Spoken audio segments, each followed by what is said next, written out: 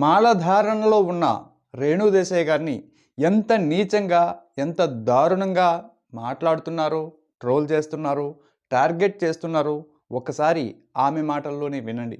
కాశీకి ఒక ఫోటో ఉంది, నేను పెడతాను ఇన్స్టాగ్రామ్లో. రాత్రి రేట్ ఎంత?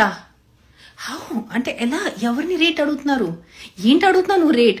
నీకు తినే పరిస్థితి లేదు, నా రేట్ ఏం పడుతావు నువ్వు? నేను కాశీలో మంచి బొట్టు ఉన్నాను, దేవి బట్లులో ఉన్నాను. మామూలుగా అంటే వీళ్ళు కొత్త స్టార్ట్ చేశారు, బట్టలు గురించి పెద్ద డిస్కషన్ స్టార్ట్ చేశారు. నేను అసలు అలాంటి బట్టలు వేసుకోనున్నా. నేను కాశీలో ఫుల్ ఇక్కడి నుంచి కవర్డ్ ఎర్ర బట్టలులో దేవి అమ్మవారు బట్టలులో బొట్టు పెట్టుకుని ఉంటే నీ నైట్ రేట్ ఎంత నాకు అడుగుతున్నారు? విన్నారు కదా.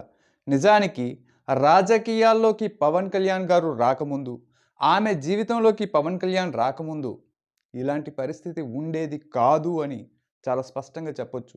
ఎందుకు పవన్ కళ్యాణ్ వచ్చిన తర్వాత అంటున్నానో మీకు సమాధానం కావాలంటే, అసలు ఆమెను అంతలా ట్రోల్ చేయాల్సిన అవసరం ఎవరికి ఉంది అన్నది ఒక్కసారి మీకు మీరు ప్రశ్నించుకోండి, మీకే తెలుస్తుంది.